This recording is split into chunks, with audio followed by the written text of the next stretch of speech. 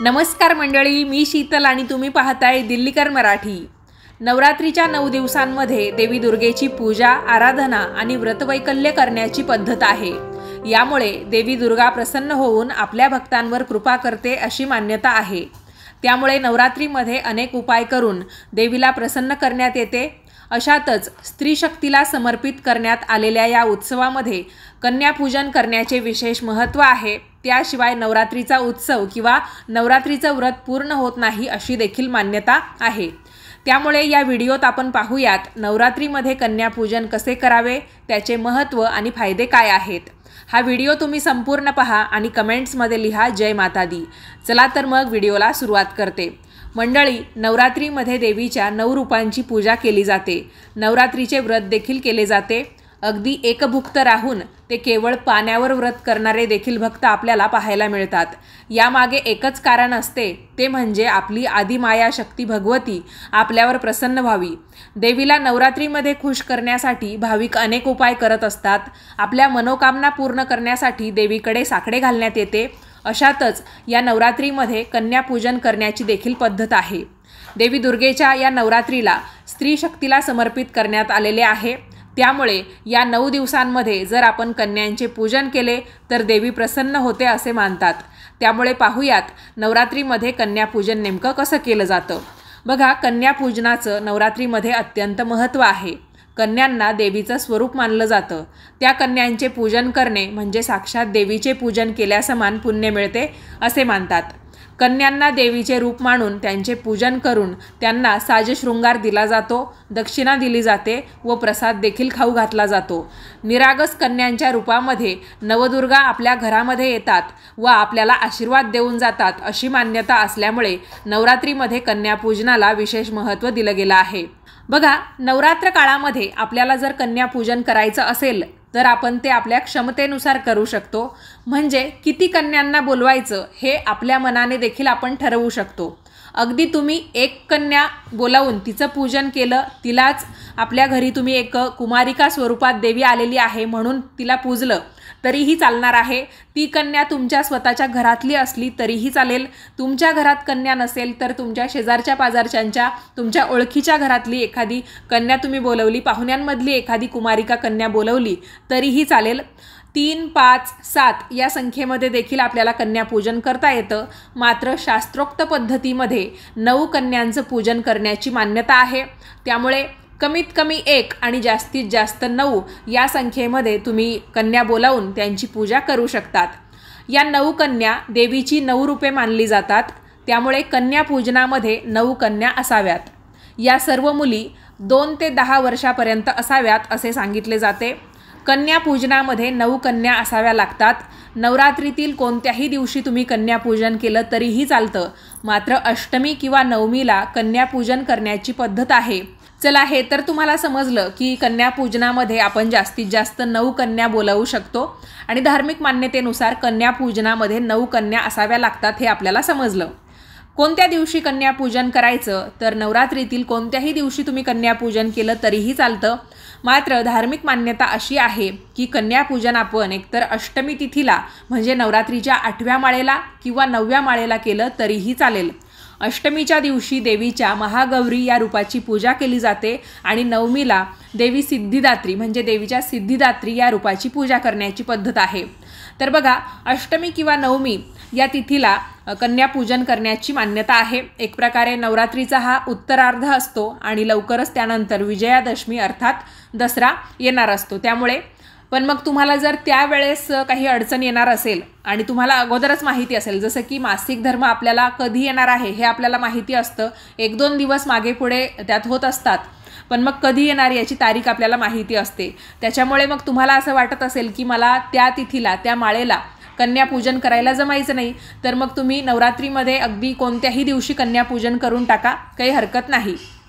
तर मग ज्या दिवशी तुम्ही कन्यापूजन करणार आहात तर मग तेव्हा 9 कन्यांना किंवा जेवढी तुमची क्षमता आहे तेवढ्या कन्यांना घरी बोलवा, त्यांना बसण्यासाठी आसन द्या, त्यानंतर एक परात घ्यायची आणि प्रत्येक कन्येजवळ जायचं। त्या कन्येचे पाय त्या परातीमध्ये ठेवायचे आणि तिचे पाय धुवायचे आणि लगेचच स्वच्छ कापडाने कोरडे करून पुसून घ्यायचे। असं सर्व कन्यांना करायचं। त्यानंतर त्या कन्यांना हळदी कुंकू लावायचं.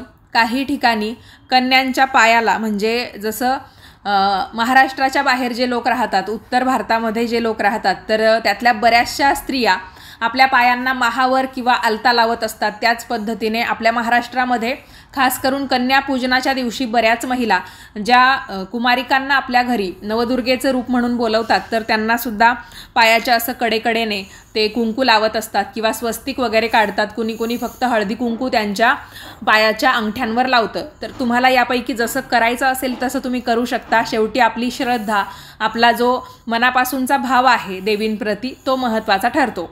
त्यानंतर या प्रत्येक कन्येला तुम्ही एक एक फूल देऊ शकता. त्याच्यामध्ये तुम्ही गुलाबाचं, म्हणजे लाल रंगाचं एखादं फूल दिलं तर अतिउत्तम. कुणी कुणी गजराही देतं, तर तुम्ही मोगऱ्याचा गजरा किंवा याच्या व्यतिरिक्त तुमच्याकडे अजून कोणत्या फुलांचा गजरा, वेणी मिळत असेल, जसं की शेवंतीची सुद्धा वेणी भेटते, तर ती तुम्ही त्यांना देऊ शकता. हवं तर, किंवा मग त्या तशा कम्फर्टेबल असतील तर तुम्ही त्यांच्या केसांना देखील ती वेणी किंवा गजरा लावून देऊ शकता. अन्यथा तुम्ही त्यांच्या हातात फूल दिलं तरीही चालेल. साजशृंगाराचं जे काही सामान असतं ते तुम्ही कन्यांना द्या, पण ते त्यांना उपयोगी पडेल असंच असावं. नाहीतर मग साजशृंगाराचं सामान आपण विकत घ्यायला गेलो की आपल्याला त्यामध्ये ओटीचं सामान मिळतं आणि त्यातल्या काही बांगड्या किंवा टिकल्या, जे काही मुलींना नटण्यासाठी, शृंगार करण्यासाठीचं साहित्य असतं, ते बऱ्याच वेळा असं असतं की ते वापरतासुद्धा येत नाही, अशी त्यांची गुणवत्ता असते.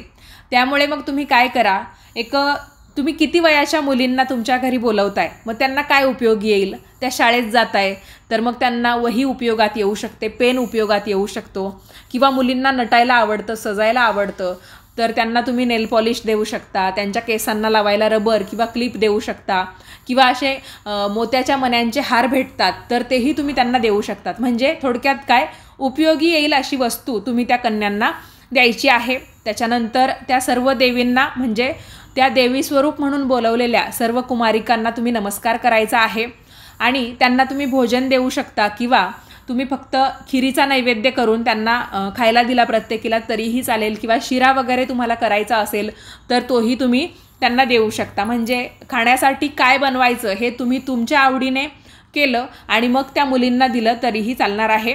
पण मग अष्टमीचा जो काही नैवेद्य आहे त्याच्यामध्ये खीर, पुरी, त्याचबरोबर काळे चणे यांना महत्त्व आहे.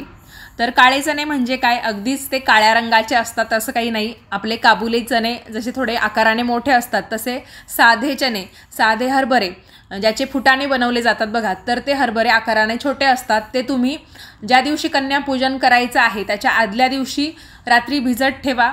दुसऱ्या दिवशी पाण्यातून ते उपसून काढा, स्वच्छ धुवा. कुकरमध्ये 3-1 शिट्ट्या त्या हरभऱ्यांच्या करून घ्या, भिजवलेल्या हरभऱ्यांच्या, आणि त्याच्यानंतर त्यातलं पाणी तुम्ही काढून टाकायचं आहे आणि फक्त जे कुकरमध्ये उकडवलेले हरभरे आहेत ना, तर कढईमध्ये तेल घ्यायचं, त्याच्यामध्ये थोडेसे जिरे टाकायचे, हळद टाकायची, त्याचबरोबर तुम्ही अगदी किंचितचं लाल तिखट आणि मीठ टाकून ते उकडवलेले हरभरे त्या फोडणीमध्ये टाकायचे आहेत.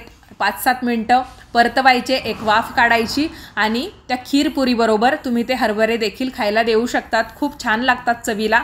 याच्या व्यतिरिक्त हे हरभरे बनवण्याची किंवा याची जी रेसिपी बनवण्याची तुमची काही वेगळी पद्धत असेल तर तुम्ही तुमच्या आवडीनुसार करू शकतात. पण अगदी साध्या पद्धतीने ते बनवले जातात, त्यामुळे मी तुम्हाला तसं सांगितलं. बघा, यानंतर तुम्हाला त्या कन्यांना काही दक्षिणा द्यायची असेल तर तुम्ही दक्षिणाही देऊ शकता, किंवा तुम्ही भेटवस्तूच अगदी त्या मापाची घेतलेली असेल की दक्षिणा देण्याची काही गरज नाही, तर तुम्ही दक्षिणा नाही दिली तरीही चालेल. तुम्ही त्या मुलींबरोबर हवं तर एक नारळ देऊ शकता, किंवा आपलं जे विड्याचं पान असतं ना त्याच्यावर विड्याचं साहित्य म्हणजे खोबऱ्याचा तुकडा, सुपारी, खारीक, बदाम, हळकुंड वगैरे जे काही असतं तर ते ठेवून तुम्ही त्यांच्यासोबत देऊ शकता. मग त्या त्यांच्या घरी घेऊन जाऊ शकतात. तसं तुम्ही त्यांना सांगायचं की तुमच्या घरी तुम्ही हा विडा घेऊन जायचा आहे. कोणी 11-11 रुपये देतं, कोणी 21-21 रुपये देतं, किंवा कोणी नारळ, फूल आणि भेटवस्तू अशा पद्धतीने देखील कन्यांना भेट देतं. याच्यापैकी तुम्हाला जसं शक्य होईल तसं करा. फक्त आता जग थोडंसं आधुनिक होत चाललंय, मग त्यानुसार ज्या वस्तू पूजा अर्चांमध्ये शोभतच नाही आहे अशा वस्तू तुम्ही देऊ नका. जसं की काही जणी पूर्ण ते असे कॅडबरीचे सेट असतात बघा, मोठं असं कॅडबरी सेलिब्रेशन असतं किंवा खूप सारे चॉकलेट्स असतात, असं काही देऊ नका. ज्या वस्तू मुलींना कामात येतील, खास करून शिक्षणाच्या संबंधित ज्या वस्तू कामात येतात त्या दिल्या तर अतिउत्तम. किंवा आपल्या मुलींना, स्त्रियांना प्रत्येकीलाच नटायला सजायला आवडतं, तर तुम्ही ते दिलं तरीही चालेल. आठवणीने घरातल्या सर्वांनी किंवा ज्यांनी नवरात्रीचं व्रत केलं आहे निदान त्यांनी तरी या कन्यांच्या पाया पडायला अजिबात विसरू नका. बघा, जसं की मी तुम्हाला सांगितलं, कन्यापूजन करण्यासाठी आपल्याला 1 ते 9 या संख्येमध्ये कितीही मुली बोलवता येतात. त्यांनाच नवदुर्गेचं कुमारिका स्वरूप मानून आपण पूजलं, त्यांना भेटवस्तू दिली, त्यांच्या पाया पडलं तरीही चालतं. पण त्यातही अजून एक गोष्ट विसरायची नाही आहे, ते म्हणजे आपण जेवढ्या मुली बोलवू तर त्या जितक्याही संख्येत असतील, ज्याही संख्येत असतील, पण त्यांच्याबरोबर एक मुलगा हवाच.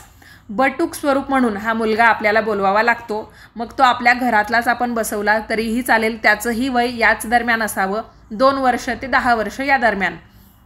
तर मग तुम्ही एका मुलाला बटूक अवतार म्हणून बसवायचा आहे, त्याचीही व्यवस्थितपणे पूजा करायची आहे. जसं आपण मुलींना मानपान देणार आहोत त्याच पद्धतीने त्या मुलाचाही मानपान करायचा, त्यालाही उपयोगी येईल अशी भेटवस्तू आपण देऊ शकतो. सुरुवातीला मी सगळं ते मुलींचं तुम्हाला सांगितलं, त्याच्यामुळे बटूक रूपामध्ये आपल्याला एक मुलगा बोलवावा लागतो हे थोडंसं मागे राहून गेलं, म्हणून आता त्याची आठवण करून देत आहे. बघा, आता यंदाच्या वर्षाचं सांगायचं झालं तर महाअष्टमी आणि नवमीच्या तारखांबाबत काहीसा संभ्रम आहे. म्हणूनच कन्यापूजन करण्यासाठी कोणता दिवस शुभ आहे हे जाणून घेणे फार महत्त्वाचे आहे. हिंदू धर्मामध्ये नवरात्रीला विशेष महत्त्व आहे. 22 सप्टेंबर 2025 रोजी सोमवारी सुरू झालेली शारदीय नवरात्र 2 ऑक्टोबर 2025ला गुरुवारच्या दिवशी दशमी तिथीला संपणार आहे. या 9 दिवसांमध्ये देवीच्या 9 रूपांची विधीपूर्वक पूजा केली जाते आणि कन्यापूजन हा देखील एक विधी आहे. तरुण मुली, त्यातल्या त्यात कुमारिका मुली म्हणजे ज्यांचे अजून मासिक धर्म सुरूच झालेले नाहीत, अशा कुमारिका मुली स्वतः देवी दुर्गेचेच रूप आहेत. म्हणून नवरात्रीमध्ये मुलींना आमंत्रित करणे, त्यांची पूजा करणे, त्यांना जेवू घालणे ही प्रथा आहे. काही लोक पहिल्या दिवसापासून दररोज मुलींची पूजा करतात, तर बरेच जण महाअष्टमी आणि नवमीला कन्यापूजन आयोजित करतात. यावर्षी नवरात्र नेहमीप्रमाणे 9 दिवस नसून 10 दिवस आहे. त्यामुळे महाअष्टमी आणि नवमीच्या तारखांबाबत काहीसा संभ्रम आहे. म्हणूनच कन्यापूजन करण्यासाठी कोणता दिवस शुभ आहे हे जाणून घेणे महत्त्वाचे आहे. त्याबाबत लगेच आपण माहिती घेऊयात. शारदीय नवरात्रीमध्ये 2 ते 10 वर्षे वयोगटातील मुलींची पूजा करणे सर्वात शुभ मानले जाते असे आपल्या शास्त्रांमध्ये म्हटले आहे. प्रत्येक वयोगटातील मुलींची पूजा केल्यामुळे वेगवेगळे फायदे आणि आशीर्वाद मिळतात, ते आपण पुढे जाऊन पाहूयात. आपल्या हिंदू दिनदर्शिकेनुसार अश्विन महिन्याच्या शुक्ल पक्षातील अष्टमी तिथी सोमवारी 29 सप्टेंबर 2025 रोजी दुपारी 4:31 सुरू होते आणि ती मंगळवारी 30 सप्टेंबर 2025 रोजी संध्याकाळी 6:06 संपते. त्यानंतर नवमी तिथी लागेल, जी 1 ऑक्टोबर 2025ला संध्याकाळी 7:01 सुरू होईल. त्यामुळे महाअष्टमी आपल्याला मंगळवार दिनांक 30 सप्टेंबर 2025 रोजी पाळायची आहे आणि तीच नवरात्रीची 8वी माळ असणार आहे. त्या दिवशी देवीच्या महागौरी रूपाची पूजा होईल. ज्यांना अष्टमीचं व्रत करायचं आहे, उपवास करायचा आहे, तर त्यांनी त्या दिवशी ते नक्की करावं. महानवमी कधी आहे तर 1 ऑक्टोबर 2025ला बुधवारी महानवमी तिथी आहे. कन्यापूजन कधी करायचं तर शारदीय नवरात्रीमध्ये महाअष्टमी आणि महानवमीला मुलींची पूजा करणे अत्यंत शुभ मानले जाते. या काळामध्ये मुलींची पूजा केल्याने देवी दुर्गा प्रसन्न होते. अष्टमीला कन्यापूजनासाठी शुभ मुहूर्त तर सकाळी 5:01 ते सकाळी 6:13 आपण कन्यापूजन करू शकतो. पण बऱ्याच जणींचं काय होईल की एवढ्या पहाटे मुली काही यायच्या नाहीत आणि ती वेळ आपल्याला साधता यायची नाही. तर दुसरा अजून एक शुभ मुहूर्त दिलेला आहे, सकाळी 10:41 ते 12:11 तिसरा जो मुहूर्त आहे त्याचं नाव आहे अभिजित मुहूर्त. तो आहे सकाळी 11:47 ते दुपारी 12:35 तर अष्टमीचे शुभ मुहूर्त मी तुम्हाला सांगितले. 3 मुहूर्त आहेत अष्टमीच्या दिवसाचे आणि त्यानंतर महानवमी तिथीसाठी शुभ मुहूर्त दिलेले आहेत. ब्रह्ममुहूर्त सकाळी म्हणजेच पहाटेचीच वेळ आपण समजून घेऊ ती 4:37 ते 5:26 पण पहाटेची वेळ बऱ्याच महिलांना साधता येणार नाही. भलेही महिला उठतील, पण आपण ज्या मुली बोलवणार आहोत त्या कुमारिका आहेत, त्यामुळे पहाटेची वेळ शक्यतो बऱ्याच जणी सोडूनच देतील असं मला वाटतं.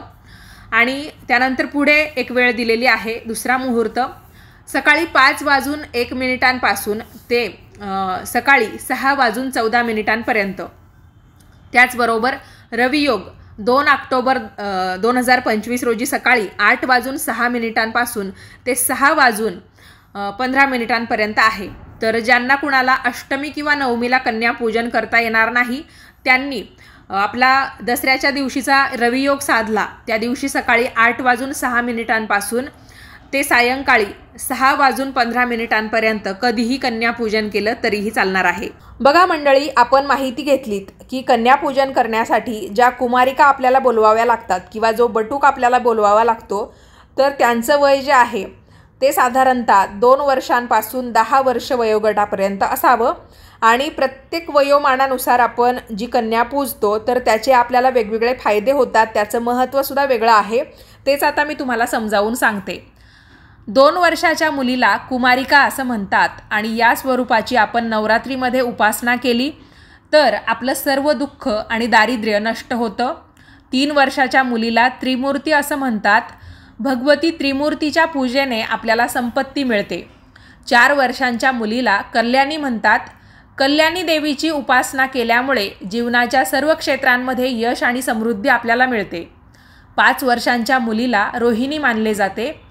मातेच्या रोहिणी रूपाची पूजा केल्यामुळे कुटुंबातील सर्व रोग दूर होतात.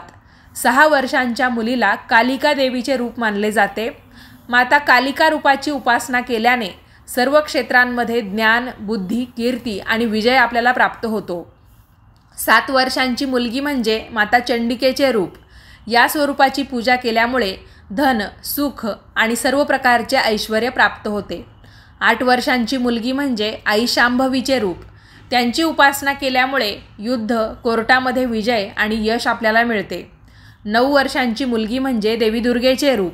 मातेच्या दुर्गा या रूपाची पूजा केल्यामुळे जीवनातील सर्व अडथळे दूर होतात, शत्रूंचा नाश होतो आणि कठीणातील कठीण कामामध्ये सुद्धा त्या व्यक्तीला यश मिळते. 10 वर्षांची मुलगी सुभद्रा बरोबरीची मानली जाते. सुभद्रा स्वरूप देवीची उपासना केल्यामुळे सर्व इच्छित फळे आणि सर्व प्रकारचे सुख त्या उपासना करणाऱ्या व्यक्तीला प्राप्त होत असते. तर अशा पद्धतीने हे देवींचं महत्त्व आहे. मंडळी, या व्हिडिओमध्ये आपण कन्यापूजनाची सविस्तर माहिती जाणून घेतली. तुमचे काही प्रश्न असतील तर कमेंटमध्ये विचारा. आपल्या चॅनलवर या अगोदरच्या वर्षांचे सुद्धा कन्यापूजनाचे सविस्तर माहितीचे व्हिडिओ आहेत. तुम्ही त्यांचीही मदत काही लागलं तर त्यासाठी घेऊ शकतात. व्हिडिओ पाहिल्याबद्दल तुम्हा सर्वांचे खूप खूप धन्यवाद. हा व्हिडिओ लाईक करा, जास्तीत जास्त लोकांना पाठवा आणि असेच नवनवीन माहितीचे व्हिडिओ पाहण्यासाठी आजच दिल्लीकर मराठी या यूट्यूब वाहिनीला जरूर सबस्क्राईब करा. धन्यवाद. नवरात्रीच्या हार्दिक शुभेच्छा आणि कन्यापूजनासाठी सुद्धा तुम्हाला भरभरून शुभेच्छा. जय माता दी.